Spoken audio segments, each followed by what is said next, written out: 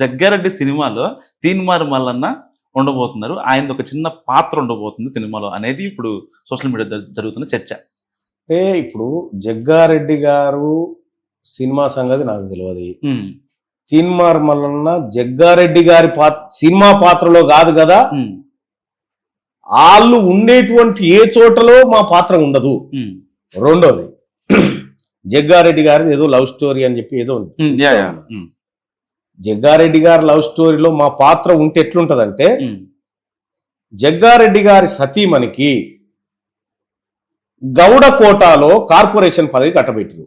దాన్ని వ్యతిరేకించే పాత్ర ఉంటే ఉండొచ్చు. మా గౌడ్స్ కు దక్కాల్సినటువంటి కార్పొరేషన్ జగ్గారెడ్డి గారి సతీమణికి గౌడ కోట అని చెప్పి పక్కకు రాసి ఇచ్చేసారు. ఉంటే గాడు ఉంటుండొచ్చు మా పాత్ర అది వ్యతిరేకించే కాడ.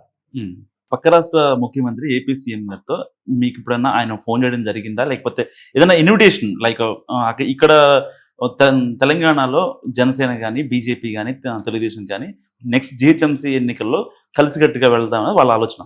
సో ఈ భాగంలో అక్కడ బీసీలను వాళ్ళు టార్గెట్ చేశారు, ఇక్కడ టార్గెట్ చేస్తుంది ఇప్పుడు మీరు. వాళ్ళని వెనకాల వేసుకొని వాళ్ళని చైతన్యం దిశగా నడిపిస్తున్నారు. సో ఇలాంటి సందర్భంలో అక్కడ నుంచి ఏమన్నా రాజకీయ రంగ ప్రవేశం కానీ ఇలాంటి ఆఫర్స్ ఏమైనా వచ్చాయి? 70 సంవత్సరాలుగా ఈ బీసీలను వివిధ పార్టీలు వాడుకొని వాడుకొని వాడుకొని వాడుకొని వదిలేసినాయి.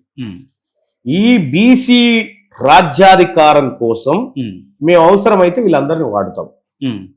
ఇప్పటిదాకా వాళ్ళు వాడుకున్నారు, ఇకపై మేము వాడుతాం.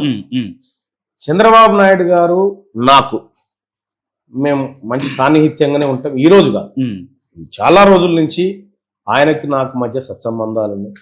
పవన్ కళ్యాణ్ గారికి నాకు మధ్యలో సత్సంబంధాలున్నాయి.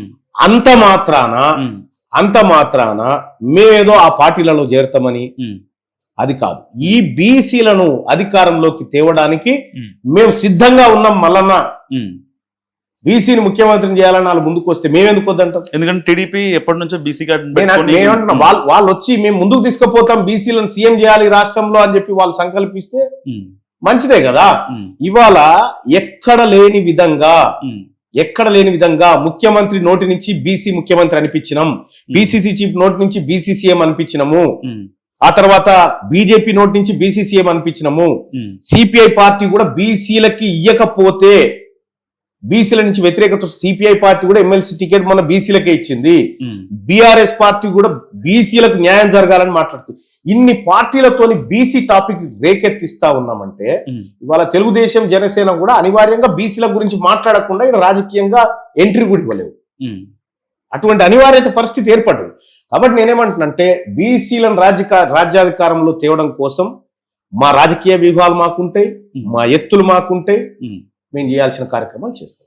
తాజాగా అసెంబ్లీ సమావేశాలు జరుగుతున్నాయి కదన్నా. సో రేవంత్ రెడ్డి గారు ఏమన్నా ఎదురు కనపడినప్పుడు కనీసం అంటే పార్టీ పరంగా పక్కన పెట్టేద్దాం, అన్న అనే స్వతంత్రం మీకు ఉంది, సో నమస్తే అన్న అని చెప్పిన సందర్భాలు ఏమైనా ఉన్నాయా?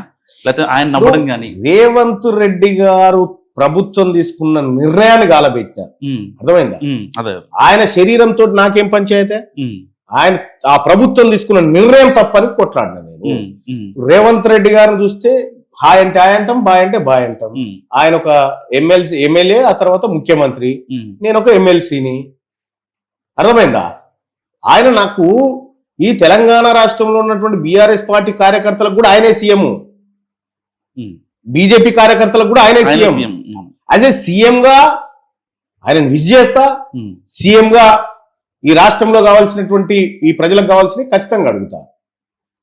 అర్థమైందా భాయ్ సాబ్? ప్రభుత్వ నిర్ణయం ప్రజలకు వ్యతిరేకంగా ఉన్నప్పుడు నిర్ణయాన్ని ఖతం చేస్తాం, నిర్ణయం పైన కొట్లాడతాం. నేను గతంలో కూడా కేసీఆర్ అనేటువంటి 55 కిలోల శరీరంతో నాకు పంచాయతీ లేదు, ఆలోచనతోనే పంచాయతీ అని చెప్పిన సేమ్ ఇవాళ కూడా అదే చెప్తా ఉన్నా. మా ప్రజలకు సంబంధించినటువంటి వ్యవహారంలో రాష్ట్ర ప్రభుత్వం తప్పు చేసినప్పుడు దాన్ని వ్యతిరేకిస్తా. వ్యక్తిగతమైనటువంటి పంచాయతీలు ఎవరికి ఉండకూడదు కూడా.